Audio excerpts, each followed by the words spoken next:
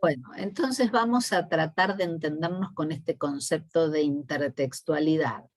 La metáfora del palincesto que usa Genet me parece muy oportuna, porque ¿qué estoy viendo yo cuando veo un palincesto medieval o antiguo, donde leo dos textos a la vez?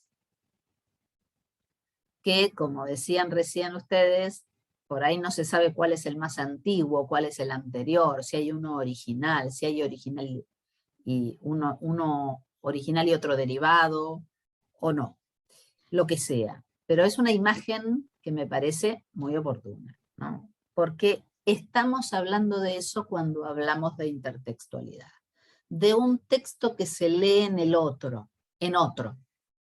Básicamente, lo que vamos a explorar es esta idea de un texto que se lee en otro texto, por lo menos dos. Por eso la primera definición que da Genet es justamente la de intertextualidad. Al respecto hago una aclaración. Genet va a usar una palabra globalizadora, totalizadora. Esa palabra es transtextualidad. Reserva el término transtextualidad para aludir a las relaciones que son múltiples y de distinta naturaleza entre los textos. Eso quiere decir transtextualidad. Ustedes ya pueden ir imaginando, y no solo en literatura. Sé que tengo muchas alumnas de filosofía y seguramente se podría aplicar también a otras disciplinas. Pero particularmente la literatura, como venimos diciendo desde la primera clase, es un conjunto de textos y es un sistema porque están todos los textos en relación. Genet va a explorar estas relaciones entre los textos y habla de transtextualidad con el prefijo trans, que quiere decir, bueno, atravesamiento, traslado, relación poderosa, relación intensa entre textos. Transtextualidad, entonces, lo cita Riffater, que es un colega del francés, un semiólogo francés y teórico de la literatura, y Riffater dice, bueno, la transtextualidad es la literariedad. Me detengo, él lo cita muy al pasar a Riffater, yo no les voy a dar el texto de Riffater, creo que se llama Crítica y Transtextualidad o algo así, pero me interesa esto, por algo Genet lo trae a colación. La literariedad es la transtextualidad, dice Riffater, y Genet está de acuerdo. Es decir, no hay texto literario sin relación con otros textos, cosa que ya a esta altura de la cursada lo sabemos. No hay texto literario sin relación con otros textos. El texto literario nunca surge desde la nada, nunca es indiferente o completamente independiente de otros textos. Es bueno como punto de partida. Por lo tanto, siempre va a haber relaciones transtextuales, o, porque Riffater usa el término intertexto, siempre va a haber un intertexto, lo cual es rigurosamente cierto. Yo lo digo esto como lectora más que como profesora, ¿no? Si yo leo un texto, siempre hay otro, siempre lo voy a conectar con otro, siempre. Por cierto, y acá surge la primera pregunta interesante, no sé si la vamos a responder. Ese texto que surge en la lectura como intertexto, ¿se entiende lo que digo, no? Como un texto otro que aparece en la lectura de este que estoy leyendo. ¿Está previsto por el autor? ¿La conexión está en el texto o yo lo conecto en la lectura? Pregunta que va a quedar planteada. Hay textos que, en algunos textos lo puedo responder, yo hoy traje algunos ejemplos como hago siempre, En algunos textos lo voy a poder responder esa pregunta, y en otros textos no la voy a poder responder. No sé, a ver si quieren responder ustedes. No, que yo imagino que hay de las dos. Porque en Borges yo encuentro un montón de alusiones a otros textos y a otras cosas que él mismo lo está diciendo en un montón de crónicas o en un montón de cuentos, y lo ponen en evidencia bastante clara, pero después en otros quizás son las relaciones que nosotros hacemos. A mí me quedó muy grabada la frase de Bartés que vos me dijiste al comienzo de clase, ¿no? De eso que si nunca nos había pasado, que Bartés dice, si nunca nos pasó eso de levantar la mirada o levantar la cabeza cuando estamos leyendo otra cosa. Creo que ahí es más nuestra percepción de lo que estamos leyendo, entonces ahí el intertexto más, lo ponemos más nosotros que el autor en sí. Estoy de acuerdo con lo que dice Jazmín. Hay veces, hay casos en los que claramente el texto, el otro texto, el que Rifater llama el intertexto, está nombrado. Y si está nombrado, bueno, le puso el autor ahí, lo pensó esa relación intertextual, la tejió. Pero muchas veces, y viene muy bien, Jazmín, la cita de Barthes, de ese hermoso artículo que se llama Escribir la lectura, donde yo leo levantando la cabeza, es decir, acordándome de algo que vi, de algo que leí, de algo que atraviesa la lectura. Por eso Barthes va a decir, todo texto es travesía. Acá estamos hablando de una travesía múltiple que tiene diferentes posibilidades, ¿no? Diferentes cruces de caminos. Bueno, muy bien. Entonces Genet primero dice, esto que les digo, que la transtextualidad es esta enorme y compleja red de textos, la metáfora de la red también es de Barthes. Y después pasa a explicar el concepto de intertextualidad, que él lo usa para definir una de las posibilidades del transtexto, de la transtextualidad. Hago esta aclaración terminológica porque puede llevar a confusión. Kristeva va a hablar de intertextualidad para todos estos problemas que estamos abordando. Genet reserva el término intertextualidad para un modo de la transtextualidad. Él va a definir 5 modos. Ya les anticipé que Genet es estructuralista y amante de las taxonomías. Entonces nos va a dar una taxonomía, pero esta es muy útil y no es tan antipática o tan áspera como otras. Entonces la vamos a tener en cuenta. El primer modo de la transtextualidad que él define es la intertextualidad. ¿Y en qué consiste? En una copresencia entre dos textos. Él señala 3 posibilidades para la intertextualidad. La cita con o sin comillas, es decir, declarada o no declarada, la cita, la alusión y el plagio. Entiende que estos son los 3 modos de la intertextualidad. Esto de cita con o sin comillas es algo en lo que nos podemos detener un poquito. Si la cita está entre comillas, está referenciada, bueno, ahí hay intertextualidad y punto. Hay un texto convocado por otro texto, o como él lo ha definido, una copresencia entre 2 textos. Ahora, si la cita es sin comillas, ahí hay una cuestión, yo la puedo reconocer o no. Me pasó... Perdón, que a veces he encontrado textos que por ahí no están encomillados, pero previamente te dicen de quién es, ¿no? Como que te introducen a, bueno, voy a tomar a Bartés, pero porque es el único que se me viene a la mente, pero quizás te introduce como, bueno, y Roland Barthes decía bla, bla, bla, bla, bla, y la continúa sin encomillado, pero como que te lo está presentando a él. En ese Sería una caso igual cita él lo declarada. toma... Claro, por ahí no está entrecomillada porque está reformulada. Es una paráfrasis. Entonces, la paráfrasis se lo considera intertextualidad, es una cita. Lo que pasa es que es una cita reelaborada, mejor dicho, reformulada, y por eso no van las comillas, porque la comilla es cita textual. Pero sería una cita declarada, porque en el caso que vos mencionás, que es muy frecuente, sobre todo en textos de crítica literaria, de filosofía, o en ensayos, hay una cita declarada. Lo que es muy literario, más literario que crítico, es la cita sin comillas, que es textual, pero no está encomillada, no está entrecomillada.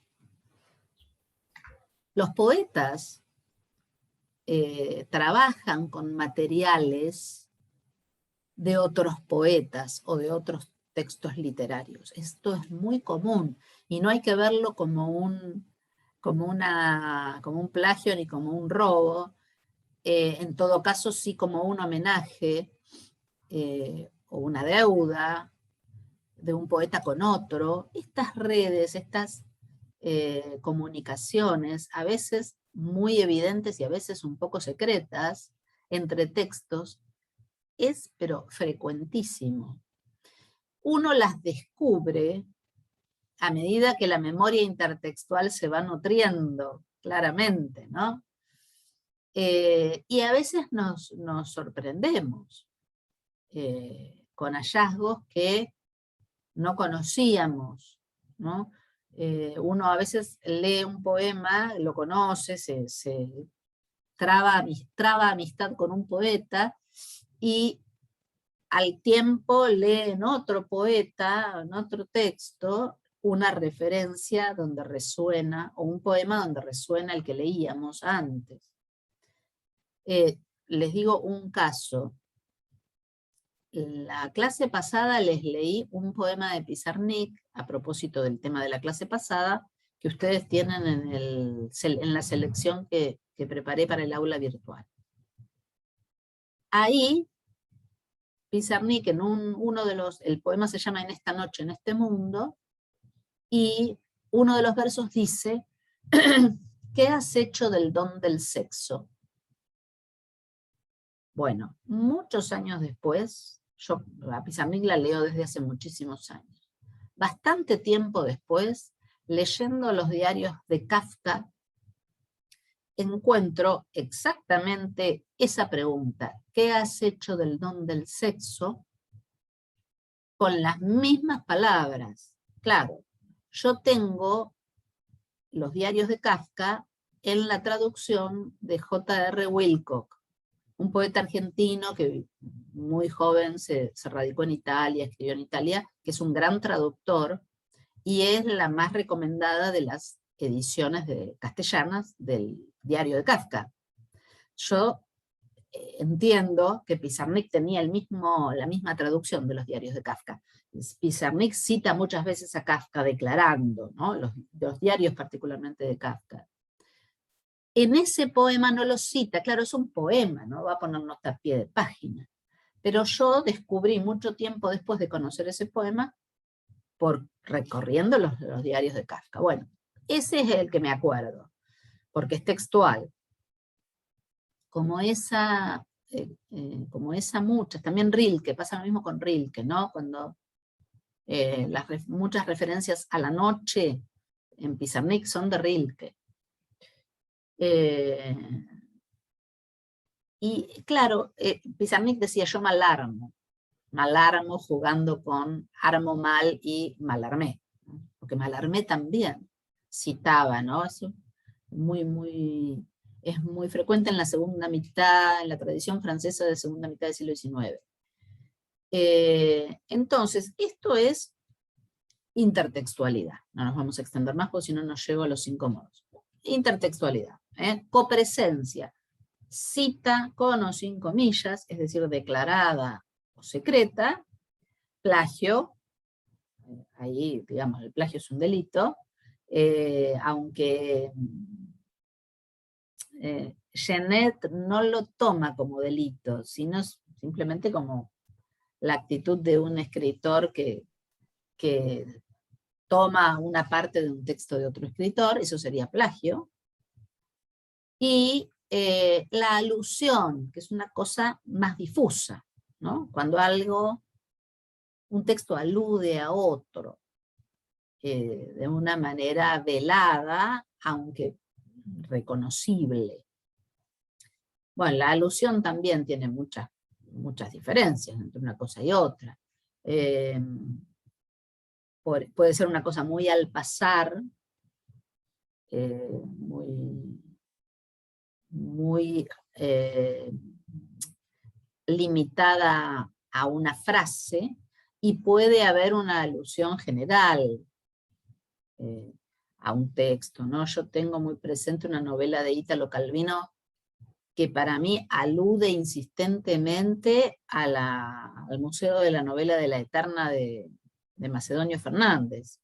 Nunca voy a saber, no sé si alguien le habrá preguntado alguna vez a Italo Calvino, quien ya murió, si había leído a Macedonio Fernández, pero era un admirador de Borges y de toda la literatura latinoamericana, Calvino, un gran lector de literatura latinoamericana, y es probable que la conociera, a través de Borges seguramente.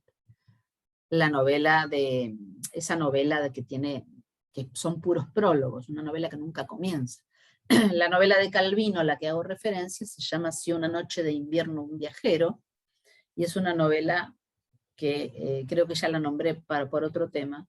Es una novela que nunca avanza, que es una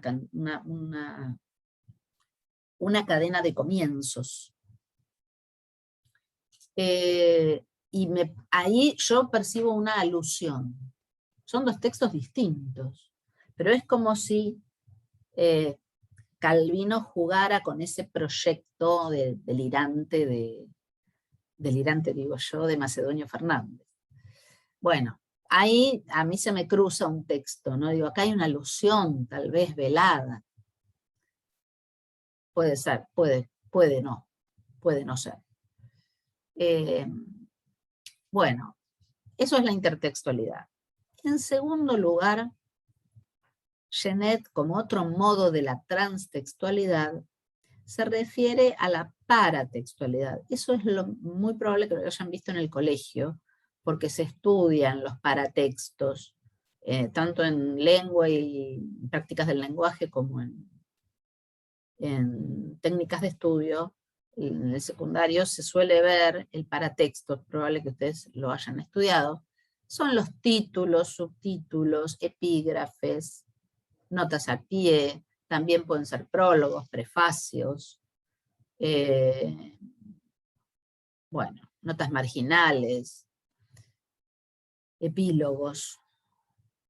Los textos que, por eso se llama paratexto, ¿no? Con el prefijo para, que sería está al lado de, lo que está al lado de, son los textos que rodean al cuerpo del texto, que tienen, bueno, una relación de sentido, por cierto, con el texto mayor, ¿no? Un título, un subtítulo, un epígrafe, fíjense, el epígrafe tan utilizado en literatura y en crítica literaria también.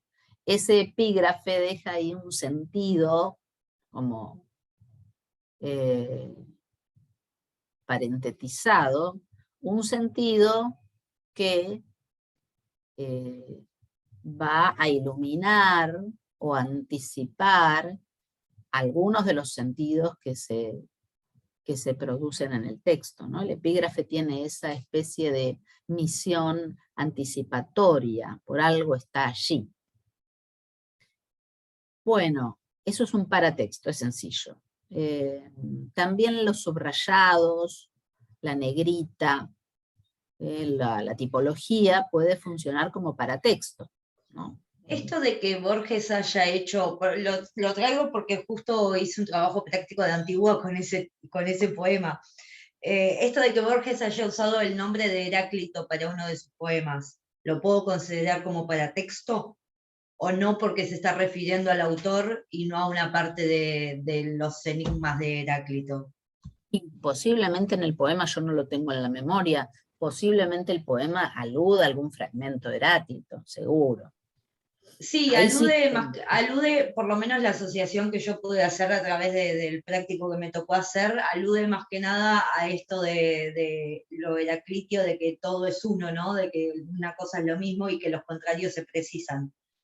Alude más o menos a eso porque en un momento dice la mañana que será el alba y el alba que, bueno, no me lo acuerdo ahora textual, pero bueno, habla de una cosa que es la otra, ¿no? habría que ver si el texto es una reelaboración del fragmento de Heráclito o simplemente hay alusión. Alusión hay seguro.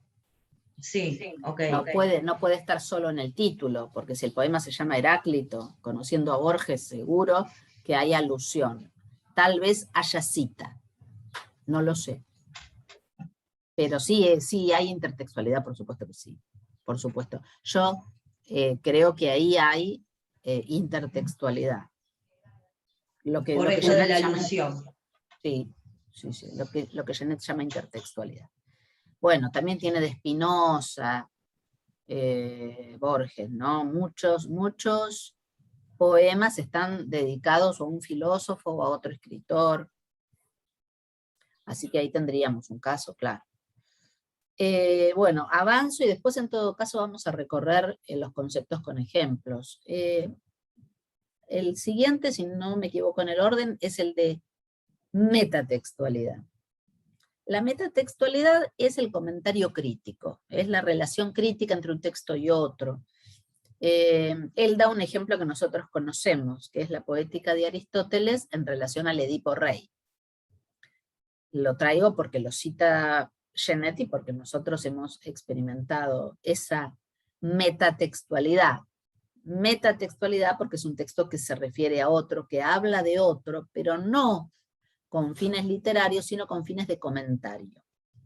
Pasa siempre en cualquier comentario crítico, reseña, artículo de crítica literaria, en una reseña, en una contraportada. Bueno, la contraportada sería ambas cosas, porque una cosa que se apresura a decir Genet, y tiene mucha razón, es que estas 5 categorías que está definiendo no están siempre separadas, no son compartimentos estancos, se comunican y a veces se cruzan.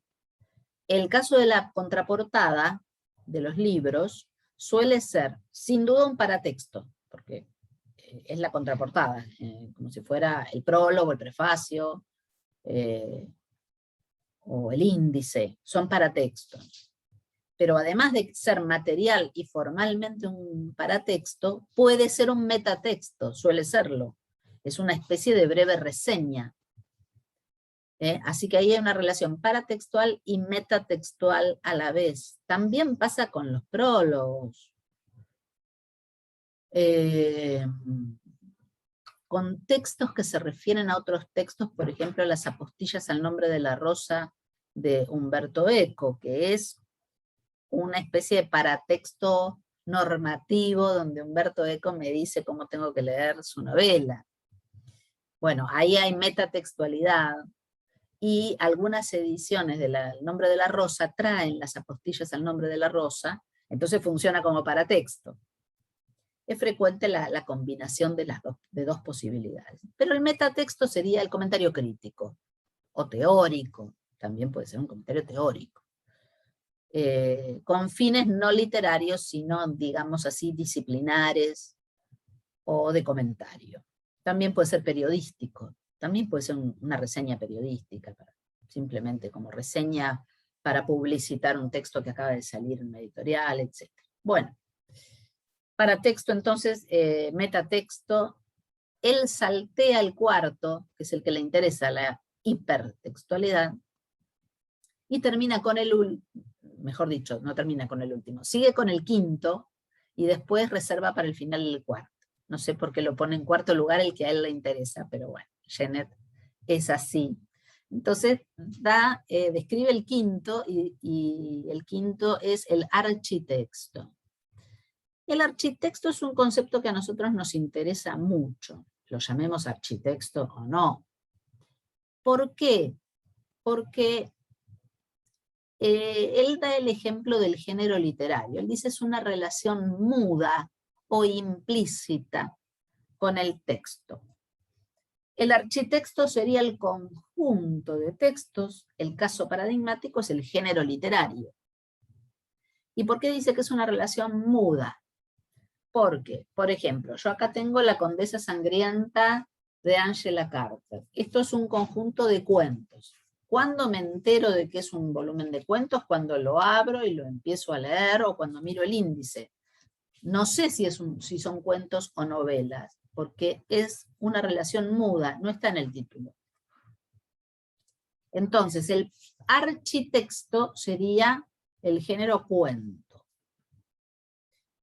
o el género novela. Él da algunos ejemplos que son escasos de cuando esta relación architextual es explícita. Por ejemplo, Poema de los Dones, no es un ejemplo que da él, sino un ejemplo que doy yo. Poema de los Dones, de Borges, bueno, ahí dice poema.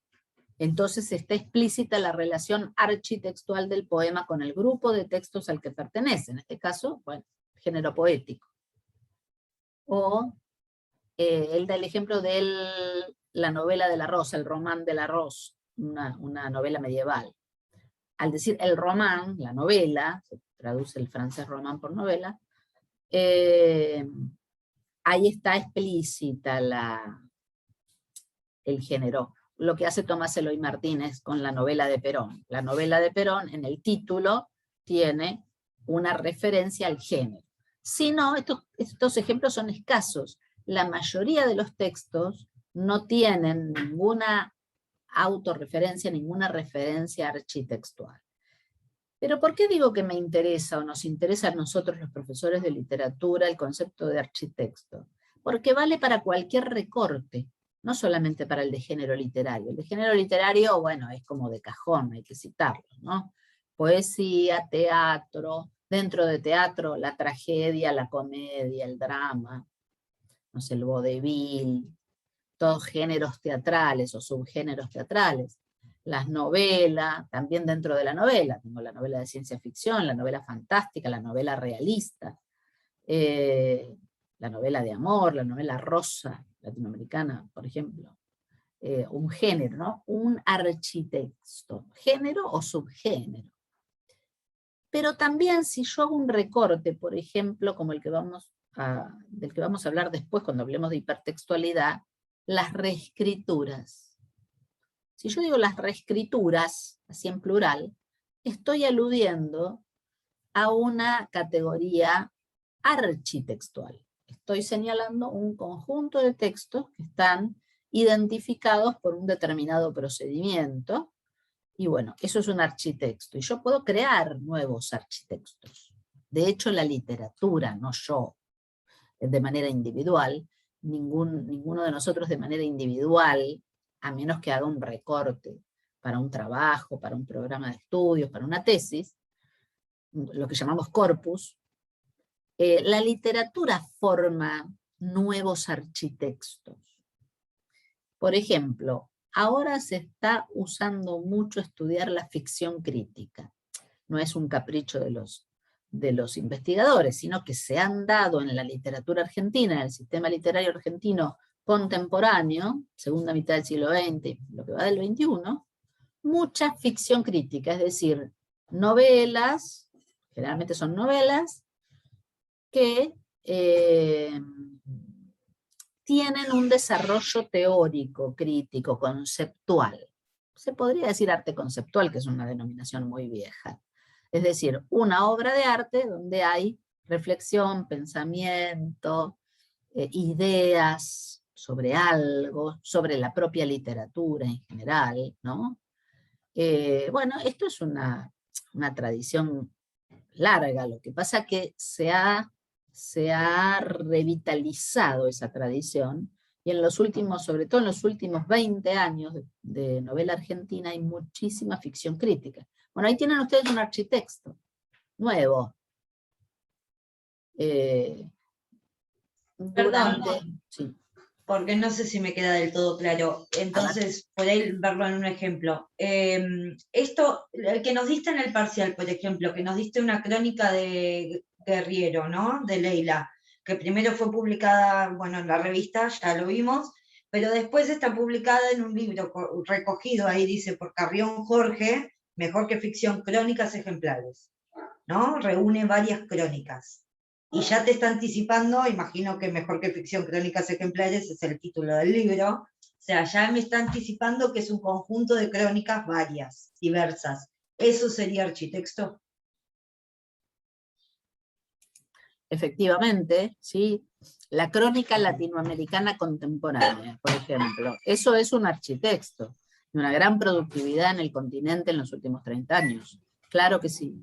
No es que no existía antes, digamos, se posiciona como architecto en determinado momento histórico y en determinada comunidad de lectores. Eso también hay que verlo, ¿no? Yo digo, existen crónicas, qué sé yo, desde siempre, del mínimo siglo XVIII, la crónica dieciochesca, ¿no? No me acuerdo ahora qué nombre tiene, la anglosajona, ya me va a salir, la crónica de costumbres, ¿no? Los textos costumbristas, la crónica francesa también del 18, principios del 19, es una cosa muy vieja, pero se posiciona en determinado momento y en determinado sistema literario, en el caso de América Latina, como un género de alta productividad. Eso a su vez genera lectura y más producción, y algunos autores que se dedican al género, como Leila Guerriero, como Martín Caparrós, como Juan Villoro, como Elena Poniatowska, bueno, generalmente los autores ligados al periodismo. Bueno, me olvidé de nombrar la crónica latinoamericana del siglo XIX, los modernistas, ¿no? Martí, Darío, y otros muchos, no solamente Martí y Darío, nombro los más conocidos. Bueno, es buena tu pregunta, porque es un género que tiene una larga tradición, pero se posiciona y forma architectos. Y esto es bien interesante, porque generalmente hay ahí un fenómeno, perdonen que estoy muy resfriada, un fenómeno histórico, cultural, literario, artístico, ideológico, que forma sistema y produce un arquitecto. Entonces también entra lo del valor que decía Mukarovsky, ¿no? Con todo esto que me estás diciendo, o sea, el valor que le damos nosotros como sociedad y las editoriales para que se formen estos arquitectos. Claro, totalmente. Bueno, te digo que lo de Mukarovsky va a estar vigente siempre. En toda reflexión, vos lo podés meter a Mukarovsky. Quiero decir, siempre vamos a tener la posibilidad de pensar cómo la valoración social e institucional de determinado artefacto tracciona el objeto estético y lo incluye dentro del centro, en el centro de la esfera artística, sí, absolutamente. No hay generación espontánea en literatura, ¿no? Bueno, entonces, explicadas estas cuatro nociones, repito, intertextualidad, paratextualidad, metatextualidad y architextualidad, que hemos explicado, se reserva el final, Mukarovsky no, Genet, para decir, bueno, esta es el modo de la transtextualidad que a mí más me interesa, y lo llama hipertextualidad. ¿Qué es la hipertextualidad?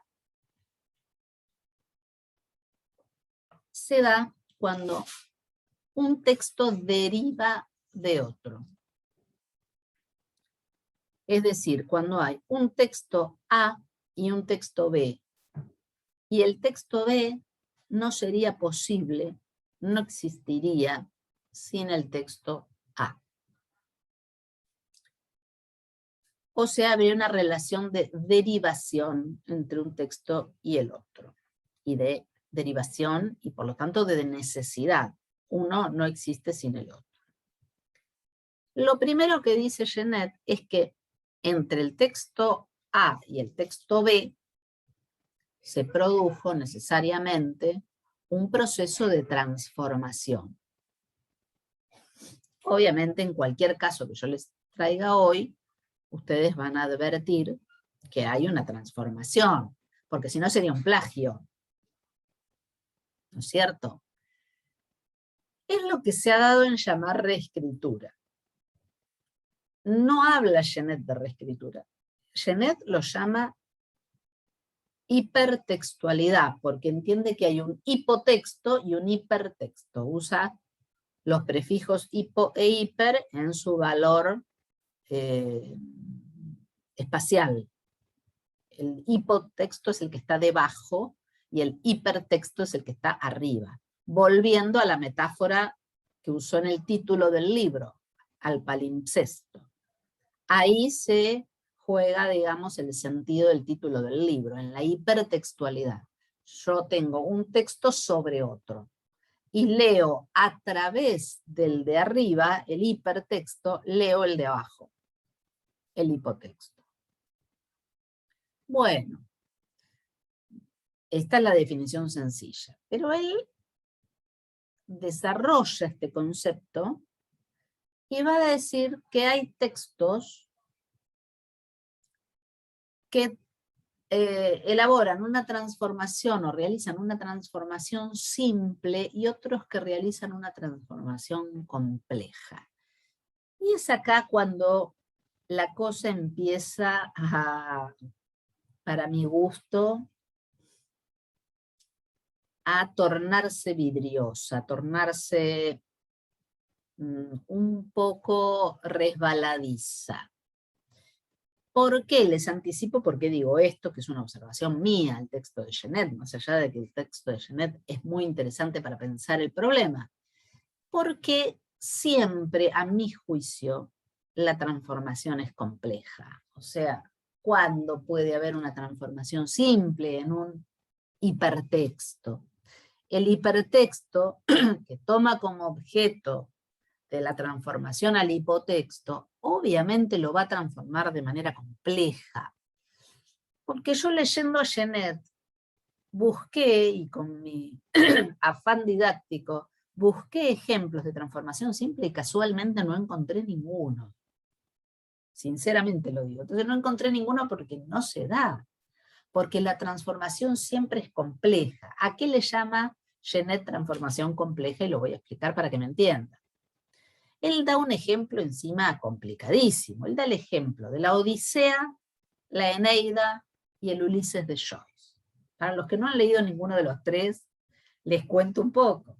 La Odisea es una de las dos epopeyas homéricas. Tenemos la Ilíada y la Odisea. Bueno, la Odisea es la historia de Ulises, Ulises u Odiseo, que vuelve de la guerra de Troya, ¿no? Es el regreso de Ulises a Ítaca.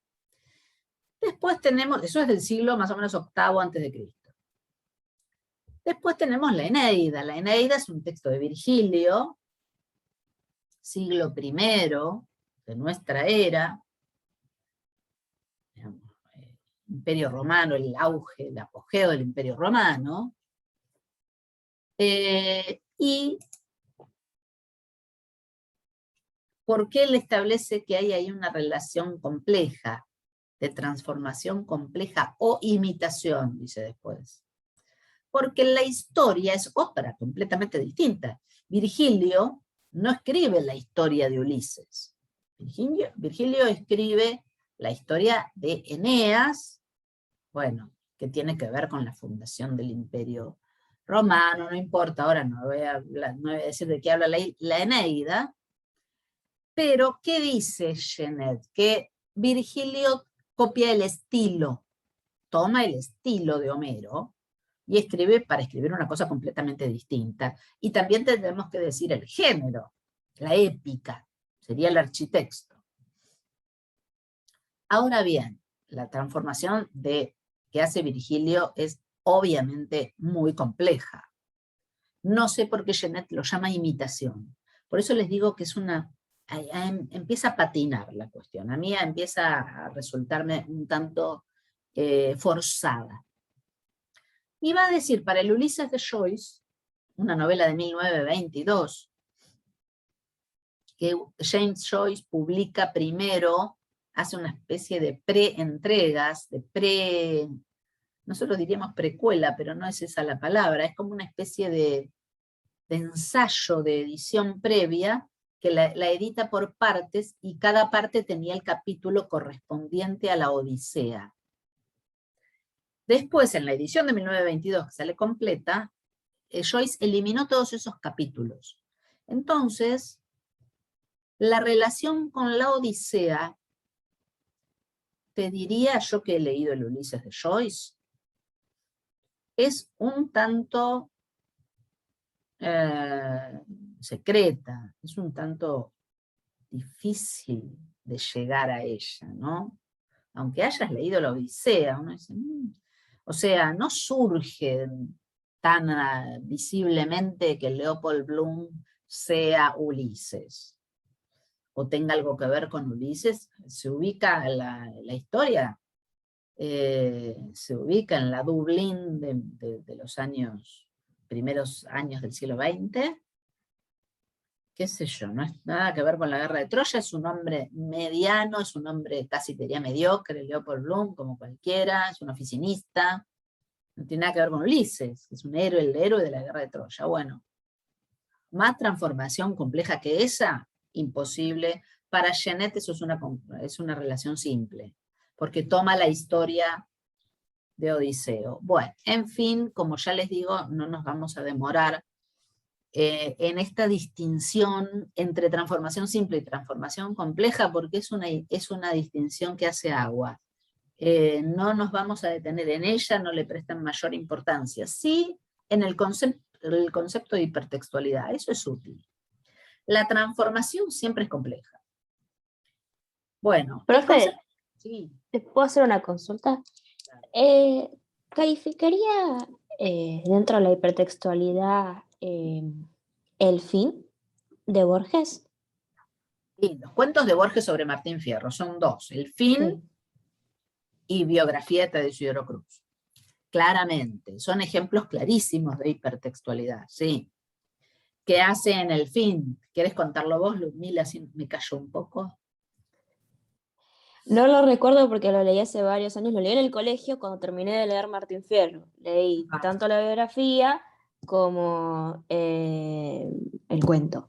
Pero sé que cuenta, por lo que recuerdo es que, bueno, al estar dividido en dos, en cuestión de publicación, el Martín Fierro, que es primero el gaucho Martín Fierro y luego la vuelta de Martín Fierro, si no me equivoco, lo que creo que lo que cuenta Borges en ese entonces es qué pasa con Tadeo Cruz cuando se va Martín Fierro. Creo que iba por ahí, hace un montón que no lo releo. Eso no es El fin, eso es Biografía de Tadeo Isidoro Cruz. Bueno, no importa que no te acuerdes. Perdón. No importa, no te estoy tomando lección, pero pensé que a lo mejor lo tenías más fresco y lo podías contar vos. No les voy a contar los cuentos, léanlos. El fin está en Ficciones, Biografía de Tadeo Isidoro Cruz está en el Aleph. Son dos cuentos bien distintos, pero ambos tienen como hipotexto el Martín Fierro, un texto amado por Borges. Son dos operaciones. Yo tengo otra pregunta. Esta transformación de la que habla Genet, perdón, del ejemplo Odisea, Eneida, Ulises, él la toma como compleja. Él dice que es compleja la Eneida y simple el Ulises. Discrepo totalmente, discrepo con la propia definición de Genet. A lo mejor no fui clara. Después le termino de contestar a Ludmila. ¿Qué pasa? Perdón que te interrumpí. No. ¿Qué pasa con esta tríada que arma acá Genet? La Odisea cuenta la historia de Ulises, dice, tiene razón, y dice que el Ulises de Joyce también cuenta la historia de Ulises. La verdad que la única referencia hipertextual es el título. Porque claro, uno podría decir, ¿por qué se llama Ulises la novela? Si el protagonista se llama Leopold Bloom, y su mujer se llama Molly, y el otro es Stephen Dedalus, que claro, uno dice, Stephen Dedalus debe ser el hijo de Ulises. Ay, no me sale ahora el nombre. Bueno, es una cosa que de transformación simple no tiene nada, Telémaco. De transformación simple no tiene nada. Quiero decir, Genet dice, la transformación simple sería cuando un texto toma la historia de otro y la cuenta otra vez. Pero eso no pasa nunca, porque aunque tome, como yo los ejemplos que les traje hoy, aunque tome la historia de otro cuento y la reelabore, hay una reelaboración de estilo, de lenguaje, seguramente inclusión de personajes distintos o cambio en el punto de vista, como hace Borges en La casa de Asterión, con respecto al mito de Teseo y el Minotauro, cambia el punto de vista, entonces la historia ya es otra.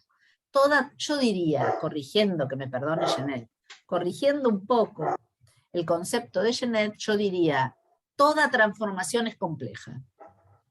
Toda transformación es compleja. Porque si no, no tiene sentido, no tendría sentido. Es como que, como si yo, por favor, el que tiene el perro que ladra, silencia el micrófono, porque no tengo más voz. Es como si yo viniera acá a contarles una novela, no sé, te cuento Rabia de Sergio Vicio. Yo te cuento la novela. Bueno, eso sería una transformación simple, cuento la historia, ¿no? Entonces no es literatura, me puse a contar la historia. O si yo te quiero hacer acordar de una película y te empiezo a decir, bueno, no, porque el personaje hacía esto y hacía lo otro y te estoy contando la historia, bueno, eso sería simple. Cualquier elaboración literaria es compleja. En esto discrepo con Genet, y creo que si lo tuviéramos acá Genet estaría de acuerdo con nosotros, en que toda transformación es compleja. Por ejemplo, tomando los cuentos que citaba Ludmila, los cuentos de Borges. ¿Qué hace Borges en el fin? Cambia el final de la ida. Cambia el final. No de la ida, de la vuelta de Martín Fierro. Cambia el final de la obra. Uno puede decir, ¿por qué? Porque hay un duelo. Cuando Fierro se bate a duelo, a payada, a duelo de payada, con el Moreno, Fierro había matado al hermano del Moreno, por eso el Moreno lo desafía en una payada. Cuando termina la payada, se supone que después de la payada, habiendo una deuda de sangre, sigue el duelo. Ese duelo no se produce en la obra de Hernández. ¿Por qué? No sé. Pero no se produce. Dice algo el narrador, algo así como no le vamos a dar un mal ejemplo a los más jóvenes que estaban ahí. Por eso no hay duelo entre Fierro y el Moreno. Termina la payada y cada uno se va a su casa. ¿Qué hace Borges, que le gustaban los cuchilleros? Escribe el duelo en el cuento que se llama El fin. Léanlo, no se lo voy a contar, es un cuento bellísimo. Entonces, ¿qué pasa ahí? ¿Muere Fierro? Uno dice, bueno, en el cuento de Borges, Fierro muere en su ley. Porque Fierro era un gaucho matrero, debía 2 muertes a la justicia, por eso la policía rural lo estaba buscando. Bueno, y en el otro cuento, justamente Borges toma la figura de Cruz, el sargento Cruz, que en la obra de Hernández es el que lo va a tomar preso a Fierro, porque es un gaucho matrero, asesino. Entonces, cuando lo ve, no les voy a contar el cuento, lean el cuento, Borges toma una escena de la historia de Hernández, el encuentro entre Fierro y Cruz, entre el fugitivo, el gaucho matrero fugitivo que se estaba escapando, porque lo andaban buscando, y el sargento, el jefe del comando de la policía, que lo viene a apresar. Ahí pone el foco Borges y escribe su cuento. En cualquiera de los dos casos hay hipertextualidad. Borges escribe sus cuentos en base a la obra de Hernández, al Martín Fierro. En ambos casos, si le hago caso a las definiciones de Genet, En ambos casos la transformación es compleja, porque primero el Martín Fierro es un poema, los textos de Borges son cuentos. Ahí tenemos una diferencia básica. Y además está el lenguaje, la transformación, diría yo, incluso ideológica, en el fin sobre todo, porque le restituye la coherencia interna al personaje, vuelve a ser el gaucho matrero de la primera parte, en el cuento de Borges. Porque en la vuelta, como todos sabemos, se ha dicho mucho, y es verdad, en la vuelta, que publicó Hernández 7 años después, la primera parte es de 1872, la vuelta es de 1879, vemos un gaucho mucho más domesticado, un gaucho adaptado al sistema. Entonces Borges parece restituirle el carácter de la primera parte. Esto lo digo yo, lo han dicho muchos críticos, es bastante evidente. O sea que vean ustedes que hay ahí también una operación de lectura. Sería un hipertexto y al mismo tiempo un metatexto, porque hay una relación crítica entre el cuento del fin y Martín Fierro. Se los dejo para que lo lean los cuentos de Borges y lo piensen, ¿no? Cada uno lo piense por su lado. Es interesante el ejemplo. Bueno, no sé si hay alguna pregunta en el chat. Un artículo periodístico, soy Diego. Un artículo periodístico, no entiendo la pregunta. ¿Qué pasa, Diego, con un artículo periodístico? ¿Andás por ahí o te fuiste? Se fue Diego. Bueno, no entiendo la pregunta. La pregunta tiene que ser completa. Parezco una maestra de 7º grado. Tienen que hacer las preguntas completas, porque si no, no entiendo la pregunta. Por ejemplo, un artículo periodístico es una pregunta incompleta. A ver, ahí me está escribiendo Diego. Hablaba de antes, para texto. Ah, bueno. Sí, claro. Un artículo periodístico puede ser un paratexto. No, un paratexto no, un metatexto. Un artículo periodístico puede ser un metatexto, sí. De hecho, es muy frecuente el periodista que se refiere a un texto, sobre todo en las revistas literarias, en los suplementos literarios, de los diarios. O sea, el periodista cultural. Si no es un periodista de la sección cultural de los diarios o de la revista literaria, no se me ocurre. Como epígrafe. El epígrafe es siempre un paratexto, ¿sí? El epígrafe siempre es un paratexto. Bueno. Yo les traje... Yo me quedé pensando un poco en esto de simple compleja, que bueno, igual creo que pienso un poco igual que vos en cuanto a que todas son complejas porque obviamente cambian radicalmente, ¿no? Y esto que vos decís de por ahí el Martín Fierro siendo poema y Borges que lo narra a modo de cuento. Pero quizás, no sé, es algo que se me viene ahora a la mente por haber... sigo en el trabajo ahí de filo que lo relacioné bastante con literatura y me pasaba que por ahí el Eneida, que la toma como compleja, en realidad no menciona nada de lo que mencionaba en Odisea, no hay ningún personaje, no aparece absolutamente nada, simplemente es la forma de narrar, que me pasa lo mismo con Homero y con Parménides, que Parménides empieza su preacio como a la misma forma que Homero en Hexámetro, ¿no? Pero si no leíste Homero, no sabés en realidad, sin haber leído Homero, decís, bueno, es invento de Parménides, ¿no? El hexámetro o lo que sea. Y en cambio en el Ulises, como que se menciona el nombre de Ulises solamente en el título, o en los cuentos de Borges mencionan a los nombres de los protagonistas. Entonces por ahí lo estoy entendiendo como simple y compleja desde ese lado. Desde bien, uno que va solo a lo... Está bien. Está bien tu comprensión. Es lo que dice Genet. Genet dice que si se repite la historia, claro, uno puede decir, ¿y qué es la historia? Todos los personajes, algunos todos los episodios, algunos. Entonces no sabemos muy bien a qué se refiere con la transformación simple. Sí, yo le acepto que hay diferencias. Hay diferencias.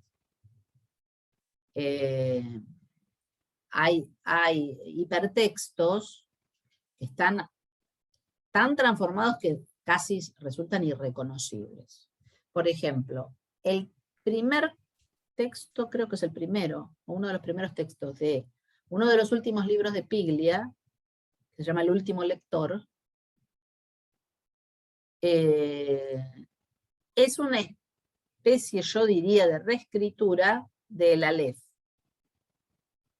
Solo que espacialmente está invertido porque el personaje no baja a un sótano, sino que sube a un altillo. Pero se reconoce, claro, el libro se llama El último lector, para Piglia el último lector es Borges, lo dice en el prólogo. Entonces uno ya está posicionado para leer alusiones a Borges. Y en ese texto, que es precioso, es un cuento, si no recuerdo mal, es un fotógrafo que sube al altillo a revelar sus fotos, pero hay toda una evocación del Aleph, del cuento El Aleph de Borges. Bueno, esa transformación es muy compleja, tan compleja que casi no reconozco la historia, pero hay un hipertexto. Es un hipertexto del Aleph. Tan transformado que podría no reconocerlo. Si yo no conociera bien el texto de Borges, si yo no hubiese leído el prólogo donde me dice que el último lector es Borges, y él dice por qué Borges es el último lector, en fin. Entonces yo doy vuelta a la página si es el primer texto, porque termino de leer el prólogo y me encuentro con esa reescritura de la ley. Bueno, como ven ustedes, hay muchísimas posibilidades. Miren un poemita de Pizarnik.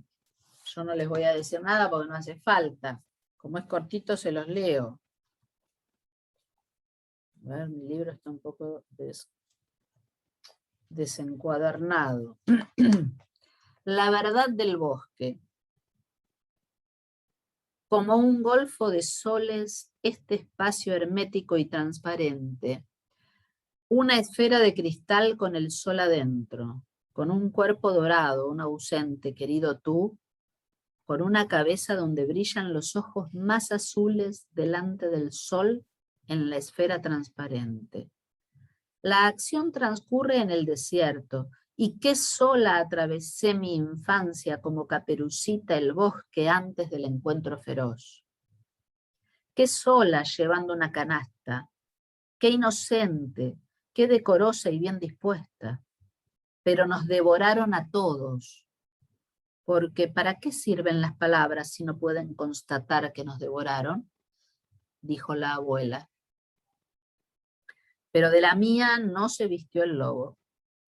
El bosque no es verde sino en mi cerebro. La abuela dio a luz a mi madre, quien a su vez me dio a tierra, y todo gracias a mi imaginación. Pero allí, en mi pequeño teatro, el lobo las devoró. En cuanto al lobo, lo recorté y lo pegué en mi cuaderno escolar. En suma, en esta vida me deben el festín. ¿Y a esto llamas vida?, dijo la abuela. Se llama La verdad del bosque. Un texto en prosa. Un texto poético en prosa.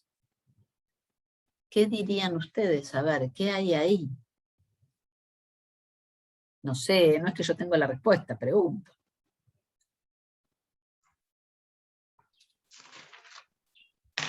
Lo primero que noto es la intertextualidad con Caperucita Roja, que es para mí en este caso sería alusión. Bueno, no veo el poema, pero creo que va por ahí. ¿Qué alusión? ¿Por qué alusión? Porque ¿No nunca... me dijiste que había hipertextualidad? No, dije intertextualidad. Ah, dijiste intertextualidad. Ah, ok, perdón, te entendí mal. Ah, bueno, pero también hipertextualidad porque deriva de Caperucita Roja, sí, es verdad. No, pero yo dije intertextualidad. No, no podemos negar la intertextualidad, es el intertexto. Como que intertextualidad habría siempre.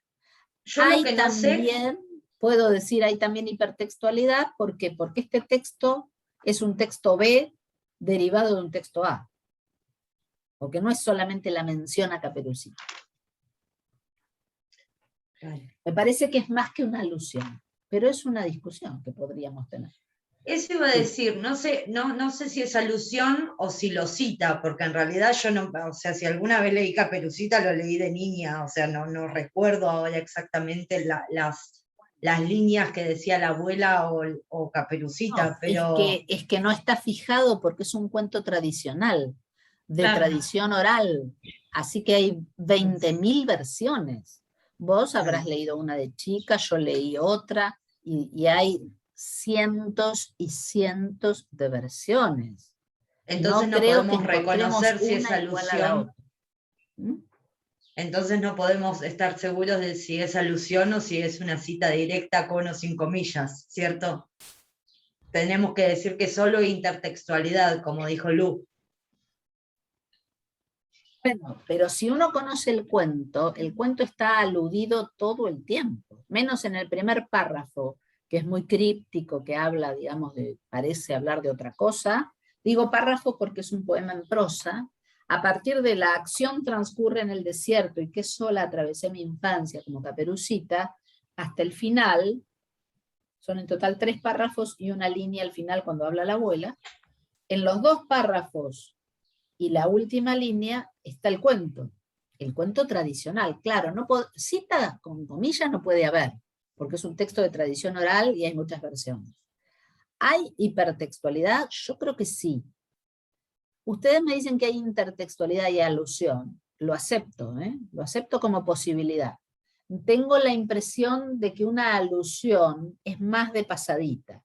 Tengo la impresión, tampoco está definido ni viene a cuento que perdamos demasiado tiempo en definir cuánto tiene que durar una alusión para hacer alusión y cuánto tiene que durar para hacer más que una alusión.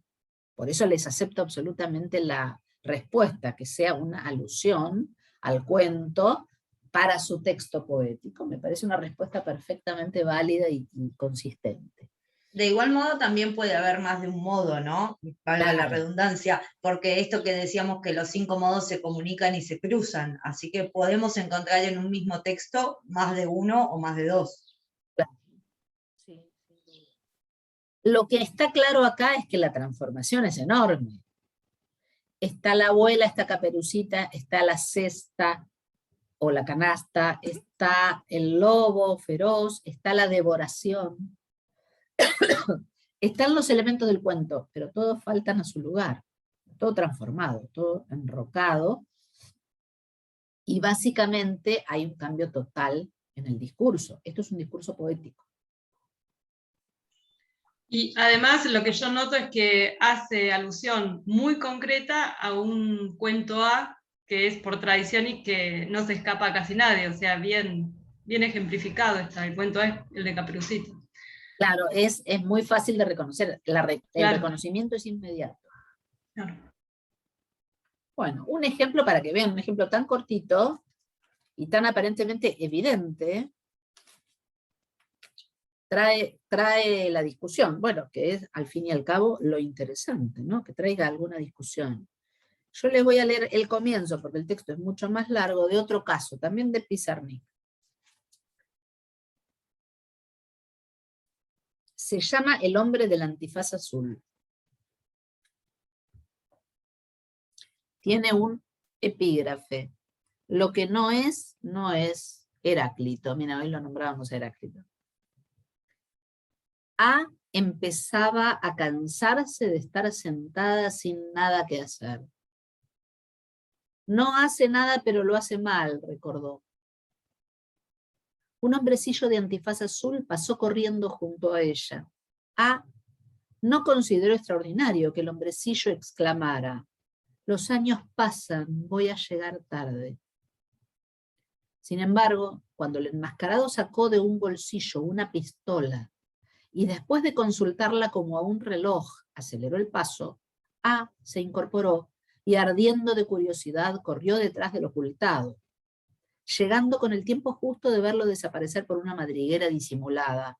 Inmediatamente entró tras él. La madriguera parecía recta como un túnel, pero de pronto, y esto era del todo inesperado, torcía hacia abajo tan bruscamente que A se encontró cayendo como aspirada por la boca del espacio, por lo que parecía ser un pozo. O el pozo era muy hondo, o ella caía con la lentitud de un pájaro, pues tuvo tiempo durante la caída de mirar atentamente a su alrededor y preguntarse qué iba a suceder a continuación. ¿Acaso el encuentro del suelo con la cabeza? Primero trató de mirar hacia abajo para informarse del sitio en donde iba a caer, pero la oscuridad era demasiado intensa. Después miró a los lados y observó que las paredes del pozo estaban cubiertas de armarios llenos de objetos. Vio, entre otras cosas, mapas, bastones de caramelo, manos de plata asidas a un piano, monóculos, bracitos de muñecos, guantes de damas antiguas, un astrolabio, un chupete, un cañón, un caballo pequeñísimo espoleado por un San Jorge de juguete embistiendo a un dragón de plexiglás, un escarabajo de oro, un caballo de calecita, un dibujo de la palma de la mano de Lord Chandos, una salamandra, una niña llorando a su propio retrato, una lámpara para no alumbrar, una jaula disfrazada de pájaro. En fin, tomó de uno de los estantes una caja negra de vidrio, pero comprobó, no sin decepción, que estaba vacía.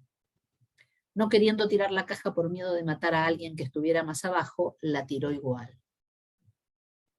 Después de una caída así, rodar por una escalera no tendría ninguna importancia, pensó. Evocó escaleras, las más desgastadas, a fin de convocar muertos y otros motivos de miedos nocturnos. Pero se sentía valiente y no podía no recordar este verso: la caída sin fin de muerte en muerte. ¿Es que no terminaría nunca la caída? Seguía cayendo, cayendo. No le era dado hacer otra cosa. Recordó, caen los hombres resignados ciegamente de hora en hora, como agua de una peña arrojada a otra peña, a través de los años en lo incierto hacia abajo.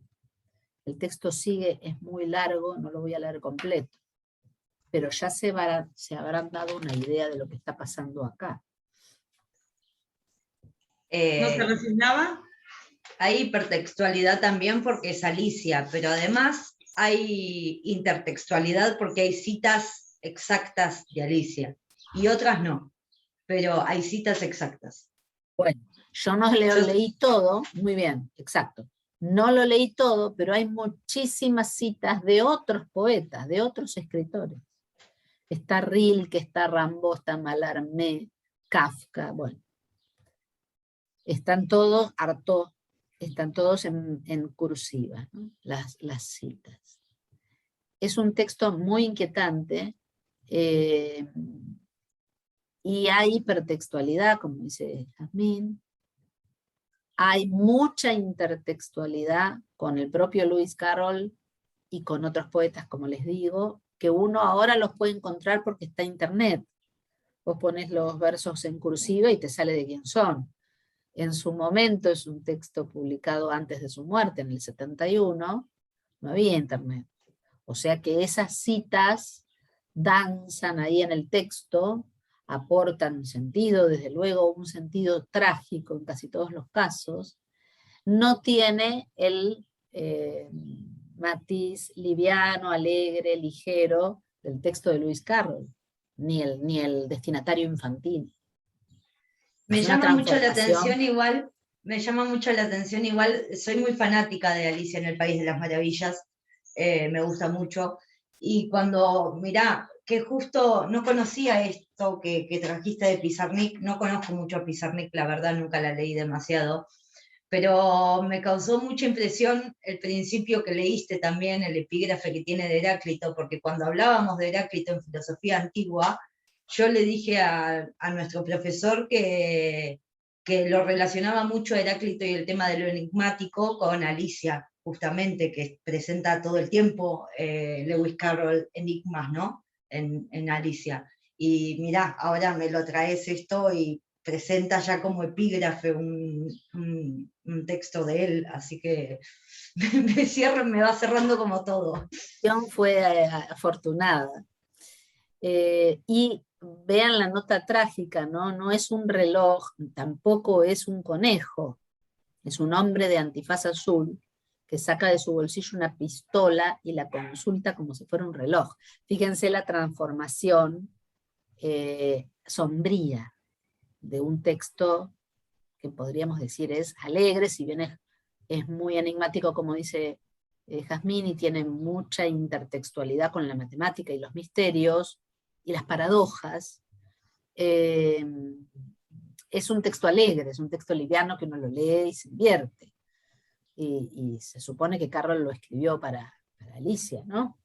Y esta A, no es Alicia, sino A punto, también puede ser Alejandra Pizarnik, o sea, hay una alusión al yo poético, en fin, podemos estar todo lo que queda de la tarde con este texto que es hermoso.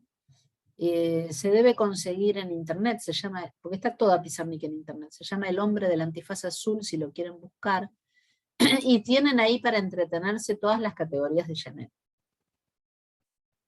Bueno, yo del texto de Genet creo que ya más o menos expliqué todos los conceptos.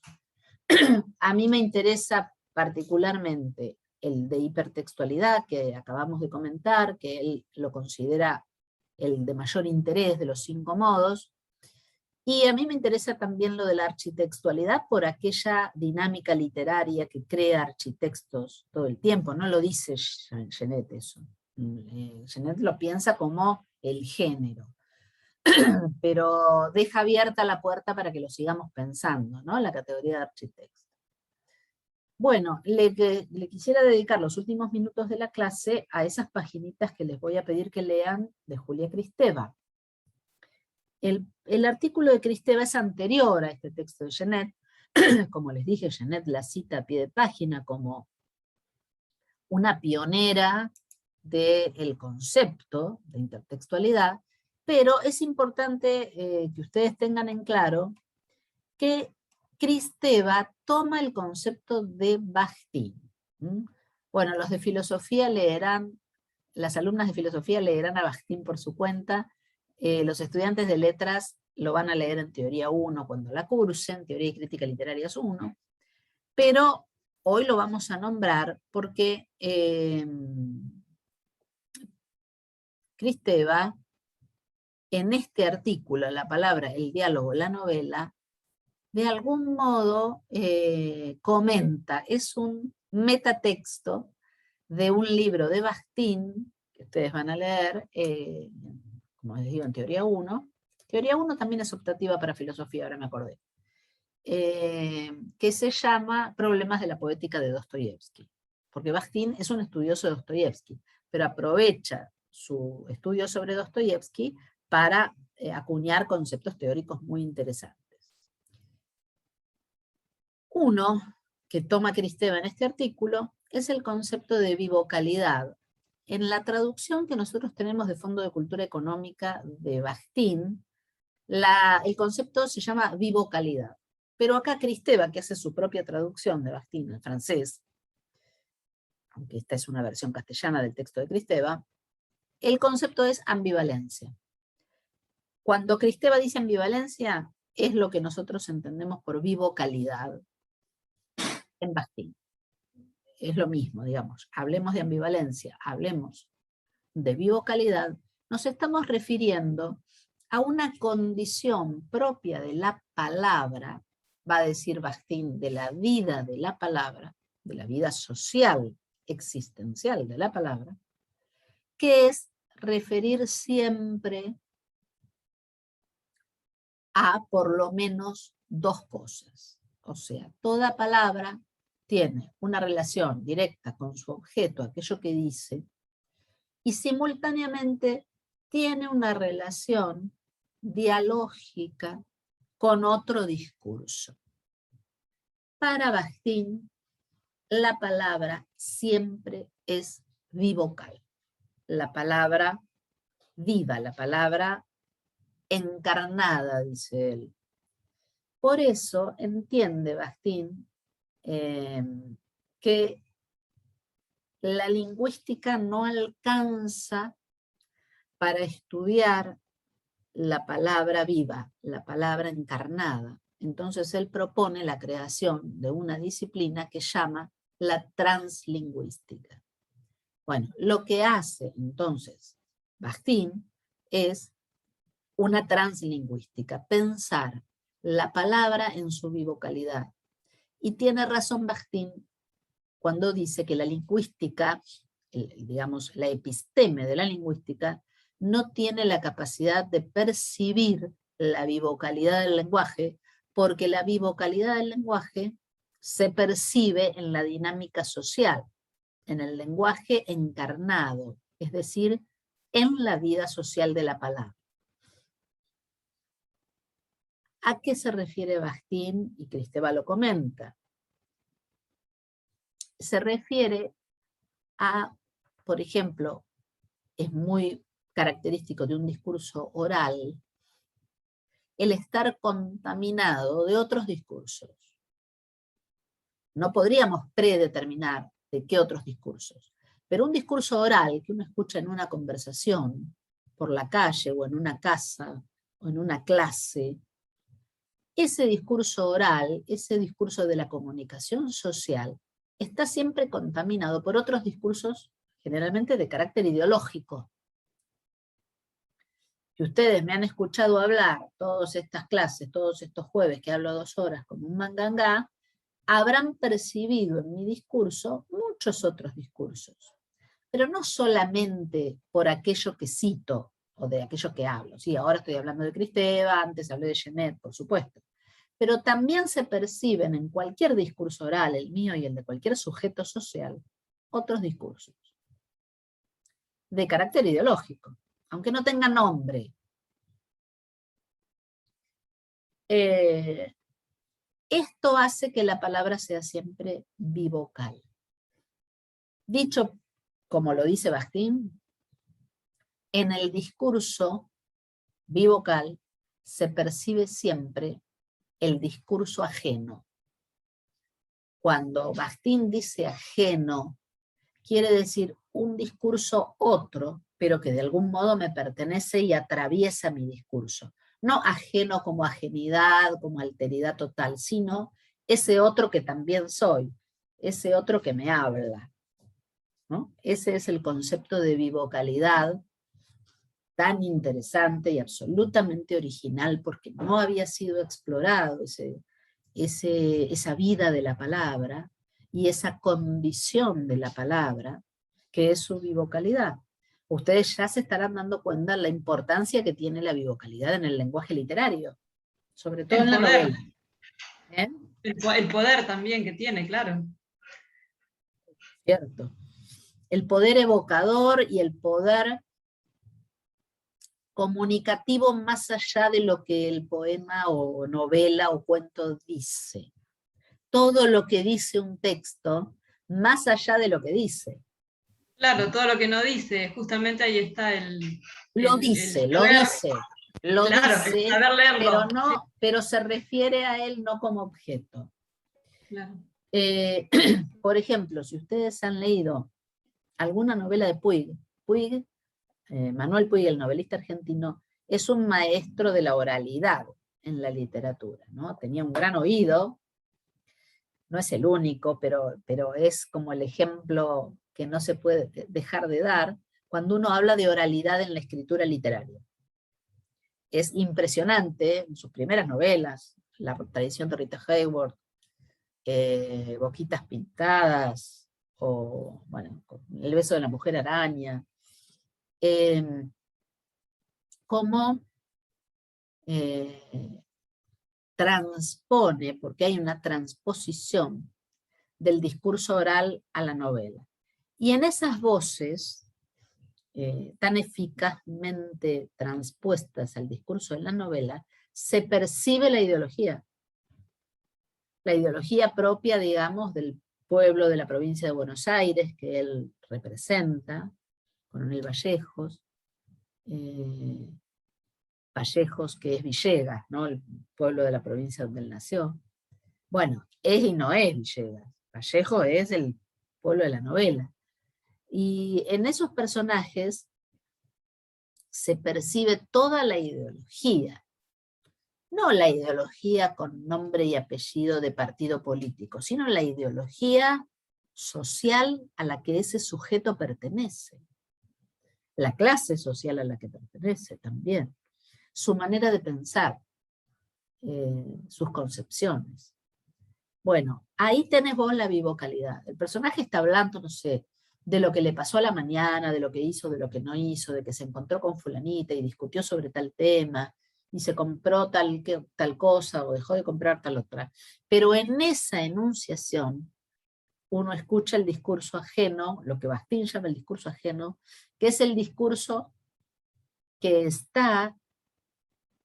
atraviesa al hablante, que se percibe en su discurso y que da cuenta de su manera de estar en el mundo, de su condición social, de su percepción del mundo, de su cosmovisión.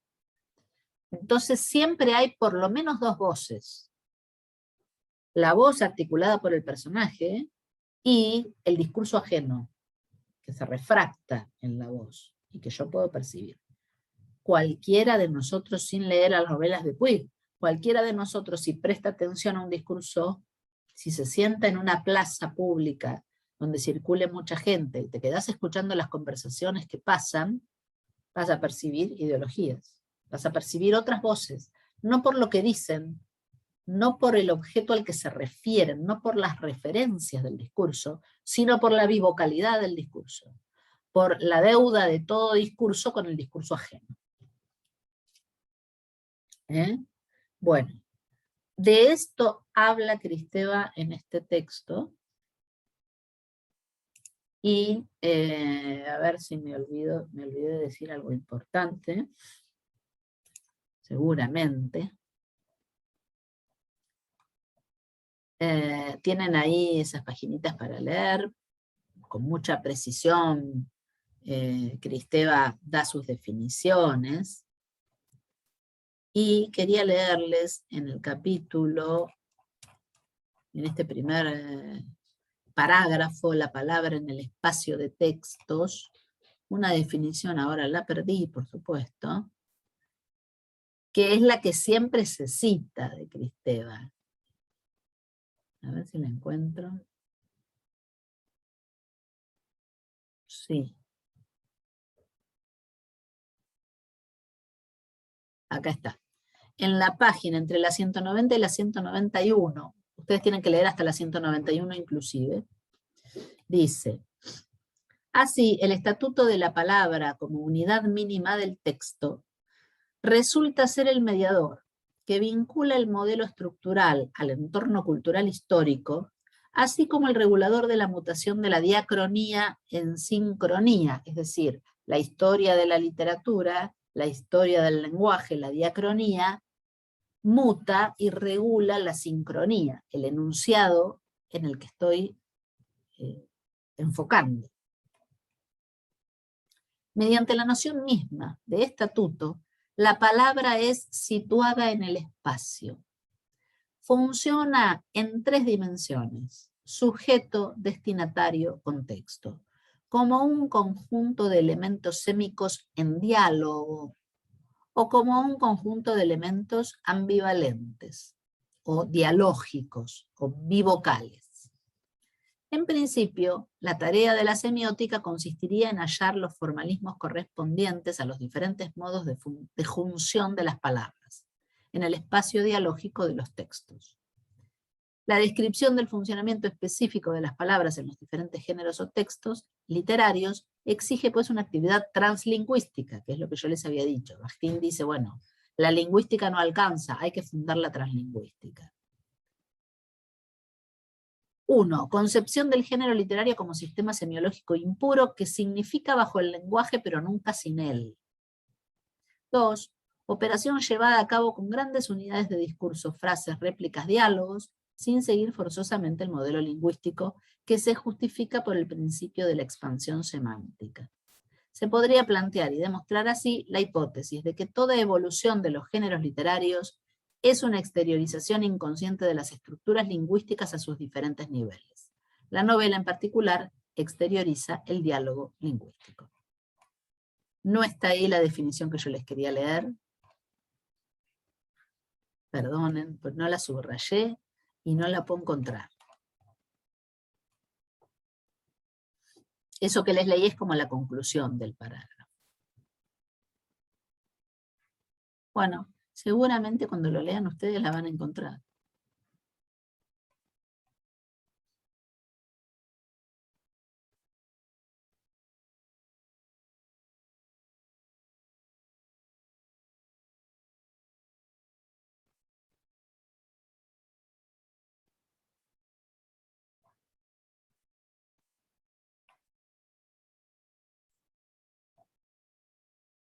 Bueno, ya la van a encontrar ustedes, no la puedo encontrar, no quiero perder más tiempo. Búsquenla, hay una definición muy precisa en este primer parágrafo del capítulo, del libro, no, del artículo de Kristeva que se llama La palabra, el diálogo de la novela. Me da bronca no encontrarla, pero no la encuentro, y no quiero perder más tiempo. Bueno, es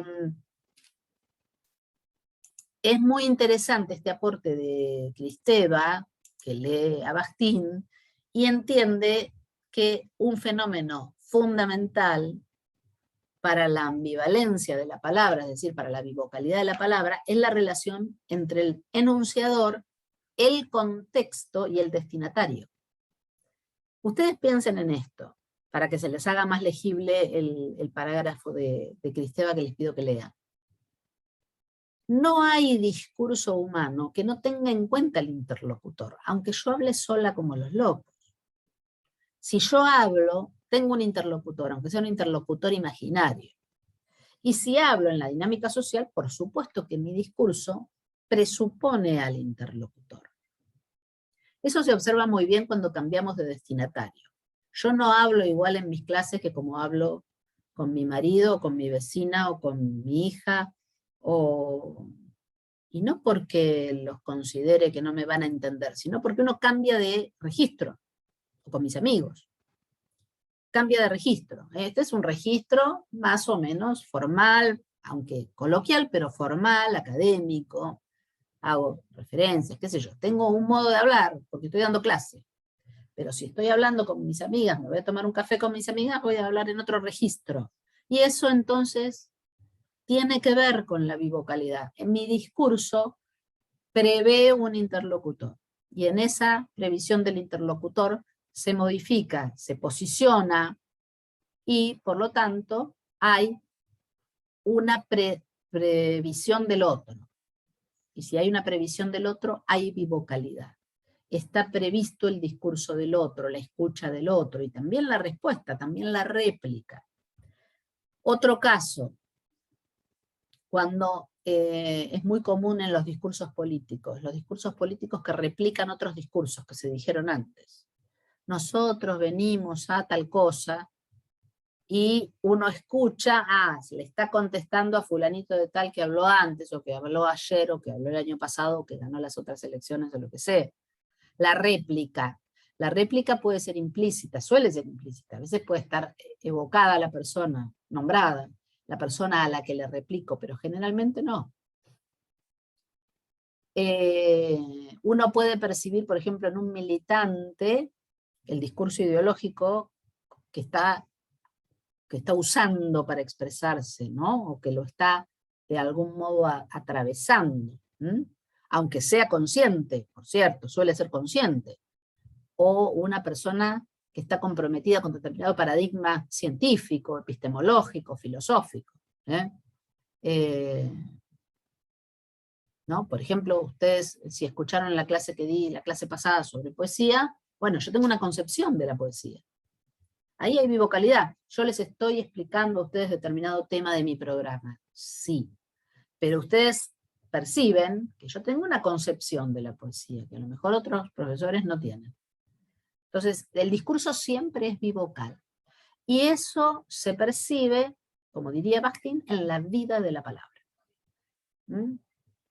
Básicamente lo que dice Kristeva, que no pude encontrar, que se los quería leer textual, es que siempre un discurso es absorción de otros. Y eso el receptor lo puede percibir o no, pero el discurso siempre tiene esa doble dirección. Que Página 190, profe, ahí está, ahí la vi. Bueno, léelo, 190. dale. Yo Lo ya que lo dice. cerré, el archivo. Ah, está bien. Todo Léelo, texto sí. ¿Cómo? Léelo. Dice, todo texto se construye como mosaico de citas. Todo texto es absorción y transformación de otro texto.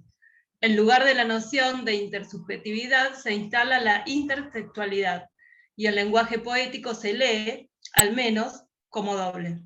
Y después hay algo que está entre un corchete que habla de un mediador. Eso lo leí. Eso lo leí. Justo la definición estaba inmediatamente antes. No la encontré. Antes estaba, sí. Bueno, esa definición que leyó Denise es muy sintética y muy precisa. Absorción y transformación de otro texto. Pero siempre, a diferencia de lo que plantea Genet. Esta es también la diferencia entre Genet y Kristeva. Porque Kristeva, que toma su idea de Bakhtin, entiende que todo discurso social es bivocal. Y todo discurso es social, aunque sea literario. Este es el hallazgo de Bakhtin para la teoría literaria. Hace entrar toda la dinámica social en la literatura, por eso lo considera un género discursivo secundario. Yo les subí al aula virtual un video de la profesora Lourdes Gasillón que grabó el año pasado para este tema, donde están los géneros discursivos de Bakhtin, el concepto de géneros discursivos de Bakhtin. Ahí está muy bien explicado cómo Bakhtin entiende que la literatura es un género secundario, cualquier texto literario es secundario, porque se nutre de los géneros que prosperan en el intercambio social. Mete toda la dinámica social del discurso en la literatura. Por eso todo discurso es bivocal. Por eso todo discurso es absorción y transformación de otros discursos. Es el concepto de intertextualidad, pero mucho más amplificado que la perspectiva de Genet. Que en la perspectiva de Genet, que es más estructuralista y es más ligado a las categorías literarias. Está más conectado y más limitado a las categorías literarias. Acá Bakhtin pone en relación a la literatura con la dinámica social, con la translingüística, lo que él llama la translingüística. Bueno, fin por hoy. Ahí tienen para entretenerse los textos teóricos, que no los di con anticipación, los tienen en el aula virtual. ¿Te puedo hacer una pregunta? ¿Estos dos textos que hoy leíste de Pizarnik están en el mismo libro o son parte de dos libros diferentes? De Pizarnik hay muchos libros. Yo tengo una edición vieja del 93, que es esta de Corregidor, pero hay una más nueva y más completa, que es de Lumen, y también carísima. Yo te lo leí de acá. Pizarnik, obra completa, dice, poesía y prosa, pero no es obra completa, porque después se encontraron muchísimos papeles que tenía una de sus albaceas, y la obra completa es la que publicó Lumen, la editorial española, muchos años después. Es muy cara para nosotros. Se puede conseguir posiblemente esta usada, espero. Y si no, está en internet, Pizarnik creo que está toda en internet. Sí, no justo lo acabo de googlear, por lo menos este segundo, que fue como el que me quedó grabado por este fanatismo que te contaba. Lo acabo de googlear y aparece, pero bueno, soy medio fanática de incorporar libros. El otro que leí se llama La verdad del bosque. Eso te iba a decir, que está de acuerdo a lo que a vos te gusta, de Alicia y de Heráclito. Sí. Bueno, gente, muchas gracias por la compañía. No se olviden, no sé si ya se los dije, la semana que viene no hay clase, porque estamos totalmente abocados a las jornadas de investigadores en formación. Son unas jornadas, los invito a participar, va a estar publicado en el Facebook del departamento, ya se publicó hoy, pero lo vamos a volver a publicar, el link para sumarse. Es una jornada virtual porque la pensamos a principio de año en la virtualidad, y van a exponer del 2 al 5 de noviembre todos los investigadores en formación. Son todos chicos jóvenes que están adscriptos a las cátedras o participan de proyectos de investigación, o están haciendo su tesis, o acaban de defender su tesis de licenciatura, de doctorado, de maestría, y exponen sus trabajos. Arrancan el martes 2 a las 9 de la mañana, y se van a extender toda la tarde hasta el final de la tarde, 4 días, 2, 3, 4 y 5 de noviembre. Y yo como ¿Sabés si lo directora de publican en departamento- Instagram también? ¿Sabés si lo No. están publicando en Instagram también? Porque Facebook Instagram. no... ¿En qué Bueno, Instagram? es otra red social, digamos, pero si está también en esa, porque El Facebook departamento no tengo. no tiene Instagram. Ah, bueno. Los Le vamos, pregunto a los chicos. los vamos a grabar, pero no te sé decir por dónde. Posiblemente el departamento sí tiene un canal de YouTube. Posiblemente estén disponibles las grabaciones en el canal de YouTube. O si podemos, transmitimos en vivo. No sé el aspecto técnico cómo es. Pero ustedes, si quieren conectarse, se conectan directamente con el link, que va a Ahí estar sí, publicado. Blas puso que pasa el link después. ¿Y qué Bueno. ponen, Clelia? ¿Qué Cada uno ponen? lo ¿Se que está sabe? haciendo. Sí, ya está el su cronograma. tesis. Ya está el cronograma publicado, te podés fijar los títulos y escuchar el que te Bien. interese, el que más te interese. Bien. Por eso está el cronograma publicado, porque nadie se va a sumar los 4 días, las 12 horas que dura cada día, pero sí te podés conectar haciendo clic. Te conectás, es el Zoom del CELEIS, que nos presta el CELEIS para las jornadas, y bueno, van a ser, se han sumado a participar muchísimos, que son como 80 expositores. Así que por eso no va a haber clase el jueves que viene, ni el viernes tampoco, ni jueves ni viernes.